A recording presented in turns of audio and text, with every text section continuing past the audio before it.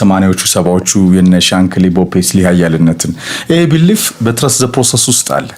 አርሰናል በጣም የጸናው ቡድን ነው። የጨዋታ እንቅስቃሴ ኦፕን ፕሌይ በጣም ሰርከስ ኢትዮጵያው ደግሞ በጣም እኮ አርሰናል ደጋግሞ አሳይቶናል። ፋይናሊ ግን ዋንጫ አላመጣም። አሸናፊዎች ታሪክ የሚያሸንፍ የሚያውቀው ፍቅሩ ጆዜ እኔ በጣም ወዳቸው ሂስትሪ እኮ የሚያስታውሰው አሸናፊዎችን ነው። አዎ ግን ደግሞ ካልታዘልኩ አላምንም ይላሉ አበሾች። ገብቷል አንዳንዴ ስለዚህ አርሰናል እስኪታዘል መጠበቅ አንዳንዴ ማየት በቃ ራሱን ለማዘል አንዳንዴ ይሄ ፕሮሰሱ ላይ እኮ አሳይ አርሰናል 3 ዓመታት ከፍተኛ የስነ ልቦና ጫና ያሳድሩ ናቸው። እንደደጋዘልኩ ጥሩ ነው። እንትን ማድረግ አለብህ በቃ ካልያዝከው ካልጨበጥከው በቃ በጉልበትህ በጥፍር ቆመ ነው እያንዳንዱ ጨዋታ ማየት ያለብህ መጠበቅ ያለብህ። አይመጣም የምትለው ነገር የለም። ስለዚህ አርሰናል ያለው ድል መሄድ ነው በቃ ግንቦት እስከመጨረሻው። ከዛ ያ ይመጣል በጊዜው እምነቱ ይመጣል። አርሰናል ቤስት 11ን ሲመርጥ በዮከሬስ ነው መጀመር ያለበት። በየትኛውም ቅርጽ ፍቅር ተጫዋቹ ኳሱን እስካደረስከው ድረስ ጎል ያስቆጥራል። አርሰናል ዶሚኔት እስካደረገ ድረስ ወርክሬቱ ከፍ ያለ ከመሆኑ አንፃር ጥሩ ሙቭመንት አለ። ጄሰስ ግን ፍቅር ከ70 ደቂቃ በኋላ ሲሰለፍ ይሄ this is ብራዚል እንደምትለው የብራዚል ኳሊቲን በፔናልቲ ቦክስ ውስጥ ታየዋለህ እንጂ ከላይን አፕ ከቤስት 11 ጋብሪኤል ጂሰስ ከፊት ገብቶ ዮከሬስን የሚያስቀምጠው ተጫዋች ለኔ አይመስለኝም። ትናንትና አርሰናል ፎርሙን ይዞ አይተናል። ቪክተር ኮሬሽ ትናንት አይተው ከሆነ ሆልድ አፕ ኳሱን ይዞ የሚጠብቅበት መንገድ የሊድስ 2 ተከላካዮች በቋሚነት ከሱ ጋር ናቸው። በትንሹ ፎከሳቸውን ያዛባል። ማንቸስተር ላይ ማርቲኔዝም ሃሪ ማጓየርም ያን ያህል በጋብሪኤል ጄሱስ ብዙ አልተቸገሩም። ጄሱስ ከኳሱ ጋር ሊንክ ማድረግ የሚፈልግ ተጫዋች ነው። በሙቭመንት ውስጥ ያለ ተጫዋች ነው እና አንዳንዴ ያ ደግሞ ካልሰመረለት ሌሎች ኤሪያል የሆኑ ባትሎችን የሚጫወትልህ አይደለም። ኳስ ፍለጋ ወደ ኦዴጋርድ ነው ይሄዳል በቃ። ስለዚህ የማንቸስተር ዩናይትድ ተከላካዮች ነፃ ነበሩ በአብዛኛው። ቪክተር ኮሬሽ ዘንድሮ በተደጋጋሚ የተነገረለት ኳሊቲ ይሄ ነው። ትናንትም ግዙፍ የሊድስ ተከላካዮች ጋር በጣም ፊዚካል ባትሎች ነበሩ። የሚድፊልዱ ጫና የቀነሰ ነበር። አይተህ ከሆነ የመከላከሉም ጫና የቀነሰ ነበር። በእርግጥ ዩናይትድንና ሊድስን መሳ ለመሳ አታመጣቸውም፣ እኩል አታመጣቸውም። ግን ትናንት ለምሳሌ በአርሰናል በኩል ማዶኬ ገባ። ኮርናዎቹ እንደ ሳካ ነበሩ። አይተህ ከሆነ እንደ ሳካ በቃ በትሬኒንግ የመጣ ነው። አዎ በቃ ቀጥታ ጎል ላይ ነው የሚጠባ። አደገኛው ኤሪያ ላይ ሁለተኛዋ ኳስ የተቆጠረችው በቀጥታ እሱ ከመታት ማዕዘን ነው። በእርግጥ ማዶኬ ከእኔም ሳካ እስካለ ድረስ ሳካ ነው መጀመሪያ ያለበት። ኖኒ ማዶኬ ይሄ ኢንድ ፕሮዳክቱ የመጨረሻ የሚሰጠው ነገር ብቻውን ለማለፍ የሚሞክረው ነገር አሁንም ጥያቄ የምታስነሳበት ነው። ግን ስቲል በአንድ ለአንድ ተጫዋቾችን በመቀነስ ማይነስ በማድረግ የተረጋጉ እንዳይሆኑ በማድረግ ተጫዋቹ ያለውን ክህሎት በደንብ ትረዳለህ። ትናንት ደግሞ ሌላ ኳሊቲውን ይሄ በሳካ ላይ ከሳካ የሚገኘውን ማዕዘኖችን በትክክል አደገኛ በሆነ ሁኔታ መምታት፣ ከዚህ ከቀይ መስመር ሳካ ከግራ መስመር ራይስ የሚገኙ ማዕዘኖችን የሚመቱበት ኳሊቲ አርሰናል ላይ ነበር። ትናንትና ድሉ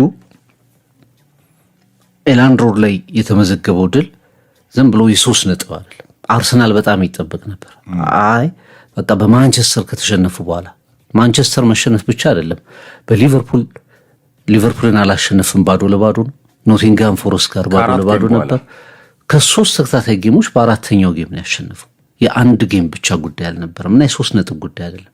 ስለዚህ አሁንም ጨዋታዎችን መቆጣጠር የሚችል የተረጋጋ ማቹር የሆነ አርሰናል እንዳለ በዛ ጨዋታ ላይ አሁን ተጫዋቾች ያረሱት ነገር እንዳለ ትረዳለህ። ለምሳሌ ዙቢሜንዲ ጎሉን ካስቆጠረው በኋላ የሆነ የሚያስበው ነገር እንደነበር ትረዳለህ። በቃ የመቆጨት ነገሩን ፊቱ ላይ ታየዋለህ። ኢሞሽናል ያረጋል ውጤት ምንም ጥርጥር የለውም። መሸንፈት አንዳንዴ ኢሞሽናል ያረጋል፣ እንዲሰማ ያደርጋል። ግን ከሚቀጥለው ጨዋታ ላይ የምትመለስበት መንገድ ግን ሊጉ ላይ ያቆያል እና የትናንትናው አርሰናል ፓኒክ ያላደረገ ምክንያቱም ደጋፊው ሊድስ 38 ሺህ አይመስልም ኤፍሬም። በጣም ጮቱ ይሰማል በእያንዳንዱ የኳስ ንክኪ ላይ ቡድናቸውን ሲያበረታታ ዮርክሻየር ላንካሻየር ከፍታ ነው። በቃ ቡድናቸውን ሲያበረታታ ሰሜን ምዕራብ ላይ በዚህ ድባብ ዩናይትድ፣ በዚህ ድባብ ሊቨርፑል፣ በዚህ ድባብ ቼልሲ ሲወድቁ አይተናል። በዚህ ሲዝን ኤላንድ ሮድ ላይ አርሰናል ከዛ የማንቸስተር ሽንፈት በኋላ በጣም መጥፎ ስቴዲየም ያጋጠመው የሚሉ አስተያየቶች ነበሩ። ግን በጣም የተረጋጋ ጎሏ መዘግየቷ ካልሆነ በስተቀር ከመጀመሪያው ሚኒት ጀምሮ አርሰናል ጨዋታውን በመዳፉ ያስገባ ቡድን ሆኖ ተመልክተነዋል። እና እንዲህ አይነት ጨዋታዎች ናቸው መነሻ። አንድ ጎል ካስቆጠርክ በኋላ ባለፈውም ስናነሳው የነበሩ መድገም ነው ያለብህ። ሁለተኛው ጎል ሲገኝ ሶስተኛው ጎል መምጣቱ እርግጠኛ ወደ መሆን ትሄዳለህ።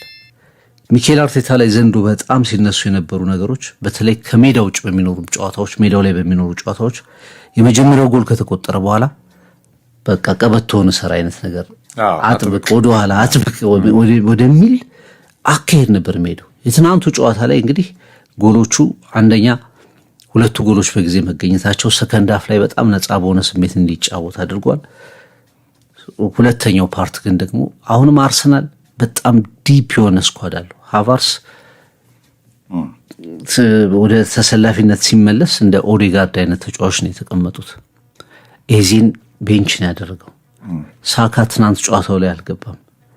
ካላፊዮሪ እኔ የአርሰናል የግራ መስመር ሄንካፔ በማጥቃት እንቅስቃሴ ውስጥ የለም። አይተህ ከሆነ ነርቨስ ነው፣ ቦታውም አይደለም፣ አትፈርድበትም። ካላፊዮሪ ሲገባ ግን የአርሰናል ባክፎሩ ምን ሊሆን እንደሚችል ትረዳል።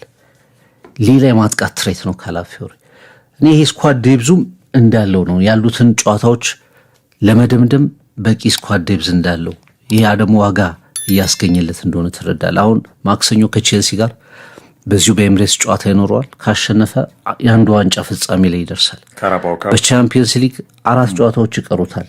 4 ጨዋታዎች ካሸነፈ ዘንድሮ ሻምፒዮን ይሆናል። ኤፍኤ ካፕ እንደዚሁ ወደ 8 ውስጥ ከገቡት ቡድኖች መካከል ነው። ፕሪሚየር ሊጉ ላይ እድሉ አለው።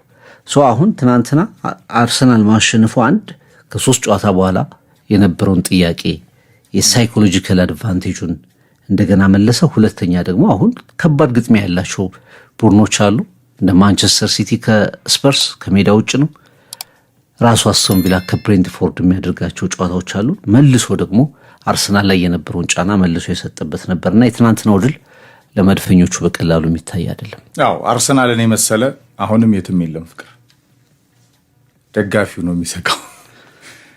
ምክንያት አለው ደጋፊው አንዳንዴ ጠረጴዛ ስር ገብቶ ማየት ጀምሯል። አሁን እንዲህ በቃ የመስጋት ነገር አለ ፍቅር። ቢኮዝ ምክንያት አለው። ትክክል ነው። 22 ዓመት የራቀ ስለሆነ በጉጉት መራድ ያ ዳይሬክትሊም ኢንዳይሬክትሊም ጫና አምጥቷል ቡድኑ ላይ። ይሄ በነገራችን ላይ በመላው ዓለም ያለው ደጋፊው ነው የምልህ። ኮሌክቲቭሊ ኤምሬትስ እንዴት ጸጥ እንዳለ አይተዋል አይደለም? ማይኮ ሲነግረኝ በቃ አንዳንድ ቪዲዮዎች ያውም እያነሳ ላክብየው አቆመ እኮ እሱ ራሱ ቪዲዮ ስልኪን ከትቻለ በቃ ይሄ መፍዘዝ ነገር ነበር። ከኖርዝ ባንክ እስከ ክሎኪንድ ከሰከንዳፉ የካሪክ ማስተርፒስ ከዚህ ታክቲካል ማስተር ክላስ ጋር አርሰናል መጫወት አቅቶት ማለት ነው። በዛ በጣም በጸና የጨዋታ እንቅስቃሴ ውስጥ አርሰናል ወደፊት ገፍቶ መጥቶ የሚወራው ቡድን አልሆነም።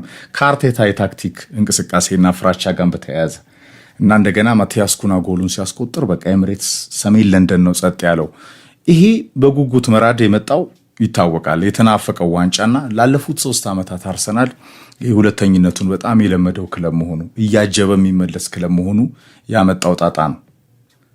ግን የትናንትናው ቡድን ሜንታሊቲ መልስ ደግሞ ለኔ የሚመስለኝ ፍቅር ኖ ዌይ በ14 15 ተጫዋቾች አርሰናል ሳይለቅ 38 ሳምንት ተናንቆ አይተነው ለሲቲ ያስረክቧል።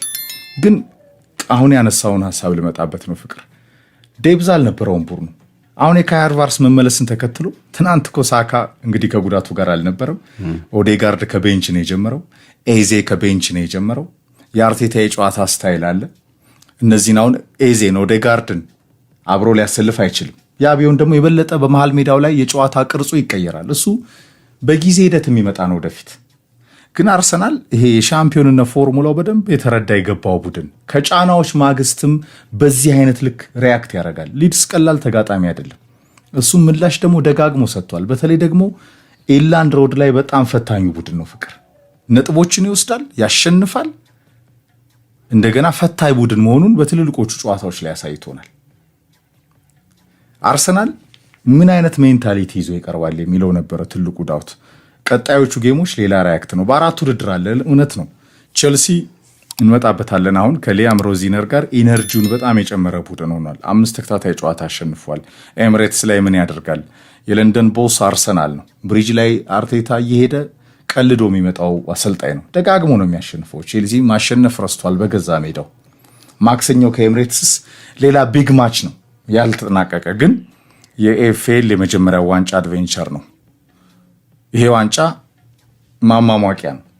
ትልቁ ዋንጫ የመድፉ ደጋፊ የሚፈልገውና በጉጉት የራደበት አንዱ ምክንያትና ሱፐር ማይክ አርቴታ ላይም ጥያቄ የሚነሳው ከታክቲክ ትግበራውና አንዳንዴ አርቴታ ራሱ የአርሰናል ተጋጣሚ ስለሚመስል ነው። ደጋፊው የሚሰጋው ፍቅር ደበቅ ብሎ የሚያየው ይሄን ቡድን የማመን የመፍራት ጉዳይ ያለው አርሰናልን የመሸንገል ጉዳይ አይደለም። በአርሰናል ሌቭል በአርሰናል ሚዛን ሌሎች ቡድኖች ግን የሉም ፍቅር። ዛሬ ሲቲ እንዴት ሪያክት እንደሚያደርግ እናያለን።